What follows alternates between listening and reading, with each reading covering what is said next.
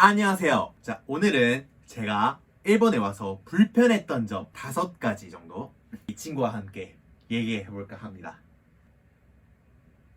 첫 번째는 일본 우편은 도착했을 때 집에 본인이 없으면 다시 돌아가 버립니다. 물론 2시간마다 재배송을 신청을 할 수가 있어요. 하지만 그게 시간대로 9시부터 12시, 12시부터 2시, 2시부터 4시 이런 식으로 2시간 간격으로 돼 있기 때문에 정확히 기사님이 언제 다시 오실 줄 몰라요. 물론 생활 습관이 정확한 분이라고 하시면 별 문제가 아닐 수도 있어요. 하지만 직장이나 학교 다니면서 이 시간대 맞추는 게 은근히 스트레스가 되더라고요. 물론 지금 집은 택배 박스가 있어서 택배 박스 안에 넣어주세요 하면 대부분 해결되는 일이긴 합니다만 없으면 정말 너무 귀찮습니다. 이런 식으로 한번 타이밍 놓치면은 1주, 2주, 길게는 한 달까지 물건을 받지 못해서 방치되는 일이 허다하고요. 쌀이나 물 같은 걸 주문했을 때는 세워라 내워라 계속해서 수령하지 못할 때도 많고요. 한 번은 제가 샤워하고 있을 때 기사님께서 띵동 하신 거예요. 그래서 저는 샤워하면서 머리 감으면서 하이 급하게 준비해서 뛰쳐나갔는데 이미 돌아가셨더라고요. 예. 2번째는 정말 여러가지 명목으로 세금을 떼갑니다. 흔히들 많이 생각하시는 게 건강보험, 연금, 주민세, 소득세 등등 정말 여러가지 세금이 있는데요. 건강보험이나 국민연금은 미래의 나를 생각했을 때 내가 무슨 일이 생겼을 때를 위한 투자라고 생각해서 그럴 수 있다고 칩시다. 하지만 이 주민세라는 게 정말 가격이 비싸고 또 낼 때마다 그렇게 유쾌하지가 않아요. 주민세라는 게 들어본 적도 없는 세금이었어요. 근데 알아보니까 한국도 금액이 적다 뿐이지 주민세는 내긴 하더라고요. 한 2만원 정도. 근데 일본에서는 월 200만원을 벌어도 1년에 100만원이 넘는 주민세를 내야 해요. 내야 하는 세금이기 때문에 어쩔 수가 없고 내가 선택해서 내가 좋아서 사는 일본이기 때문에 이런 걸로 하나하나 불평을 말하면 끝없는 거 알아요. 아는데 돈을 낼 때라도 기분이란 게 있지 않습니까? 정말 어쩔 수 없는 부분이긴 합니다만 부담되는 건 사실이고요. 3번째, 너무나도 철저한 본인 확인이에요. 제가 일본에 와서 신용카드를 신청을 했는데요. 수령할 때 반드시 본인 사인이 필요합니다. 물론 이건 전혀 단점이 아니고 오히려 보안상 안심이 되는 부분이죠. 물론 좋습니다만 외국인의 경우 이름을 대부분 영어 아니면 가타카나로 표기하지 않습니까? 그럼 한국인이나 중국인 같은 경우에는 한자로 표기를 하기도 하고요. 그래서 저도 신용카드 신청을 할 때 영어 이름과 가타카나 이름을 써서 신청을 했는데요.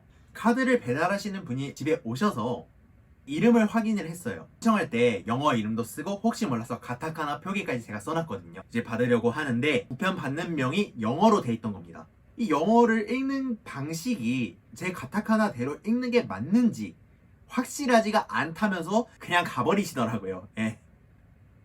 저 개인적으로는 정말 너무 어이가 없어서 제 재료카드나 한국 운전면허증, 여권 이런 걸 다 보여드리고 나니까 다음날 와서 주시더라고요. 분명히 내가 내 이름으로 신청을 했고 내 신분증까지 다 보여줬고 내가 신청한 카드가 이렇게 눈앞에 있는데 이거를 받을 수가 없더니 이게 맞나 싶더라고요.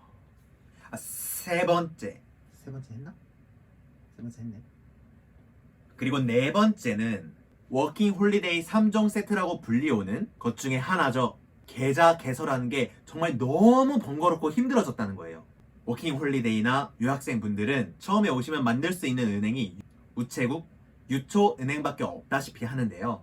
이 유초은행마저 계좌를 만드는 게 정말 너무 복잡하고 너무 어렵습니다. 물론 요즘 인터넷에 익숙한 여러분들이라면 인터넷으로 전부 신청을 해서 그게 뭐가 복잡하지? 라고 할 수도 있는데요. 물론 그러한 분들에게는 해당 사항이 없는 일입니다만 언제부터인가 은행에 계좌를 만들러 찾아가는 것도 예약을 해야 된다고 하더라고요. 그러면 처음에 일본에 와서 핸드폰이 있습니까? 뭐가 있습니까? 전화 예약하기도 힘들고요. 어떤 곳은 전화로는 예약이 안 된다고 하는 것도 있고요. 또 어떤 곳은 전화로 예약이 되는데 외국인이라고 하면 갑자기 안 된다고 하는 경우도 많이 봤어요. 정말 계좌야말로 생활하는 데 있어서 기본 중에 기본인데 이 계좌가 아르바이트의 월급은 어떻게 받으며 월세는 어떻게 내며 돈은 또 현금으로만 가져다니기 부담스럽지 않습니까? 이러한 과정이 굉장히 복잡해지면서 또 일본 생활에 대한 허들이 높아졌다는 게 굉장히 아쉽습니다. 저희도 가끔씩 업무상 손님의 계좌 개설의 예약 같은 거를 대리로 하곤 하는데요. 그럴 때마다 정말 너무너무 깐깐한 게 느껴집니다. 마지막으로 5번째는요. 바로 유초은행의 6개월까지는 비거주자 취급이 된다는 거예요. 이 유초은행이 작년 2022년부터 5월 6일부터죠. 일본에 온 지 6개월이 아직 지나지 않았으면 비거주자 취급이 되는데요. 이게 통장에 입금을 할 수는 있고 급여를 받을 수 있고 이 통장에서 현금을 빼는 것까진 괜찮습니다. 괜찮은데 이게 송금을 하려고 하면은 일본에서 일본으로 송금하는 거인데도 불구하고 해외 송금 취급이 되기 때문에 수수료가 7,500엔이 듭니다. 내가 뭐 해외로 돈을 보내겠다는 것도 아니고 그냥 일본에서 월세를 송금하려고 하는데 수수료 75,000원. 네. 이 은행을 손절하고 싶어도 사실상 선택지가 하나밖에 없다시피 해요. 그래서 울며 겨자 먹기로 유초은행을 만들곤 하는데 실제로 제가 비거주자여서 월세를 낼 수가 없어요. 송금이 안 돼서 월세가 계속 체납이 돼요. 이런 고민하시는 분들 굉장히 많이 봤습니다. 물론 ATM에서 현금을 뽑아서 현금으로 통장 계좌를 쓰지 않고 송금을 하는 방법은 있습니다만 어렵고 복잡해요. 실제로 ATM에 따라서 안 되는 것도 있고요. 그리고 된다고 하더라도 대부분의 ATM이 평일 은행 영업시간 아침 9시부터 오후 4시 뭐 빨리 닫는 것은 3시에 닫는 것도 봤어요. 그렇기 때문에 유학생으로 오신 분들이나 일하시는 분들이 시간 맞추기가 굉장히 이것도 스트레스고요. 불가능은 아니겠지만 시간 맞추기가 굉장히 귀찮겠죠. 개인적으로는 제가 왔을 때 이런 제도가 없어서 정말 다행이라고 생각했어요. 또 하나 더 추가해보자면은 일본의 종이사랑 아날로그가 있는데요. 근데 뭐 이 부분은 가게마다 키오스크를 두는 점포도 점점 늘어나고 있고 일본에서도 페이퍼레스니 뭐니 하는 움직임이 굉장히 많아지고 있기 때문에 저는 뭐 이거는 언젠가는 해결될 일이라고 보고요. 그렇기 때문에 굳이 오늘 단점에는 넣지 않도록 하겠습니다. 이렇게 일본에 와서 불편한 것들 그리고 요즘 생각하는 최근에 오시면 아마도 불편해 하실 것들 한번 털어봤는데요. 개인적으로는 처음에나 조금 귀찮고 익숙해지면은 그렇게까지 큰 단점은 아니라고 생각해요.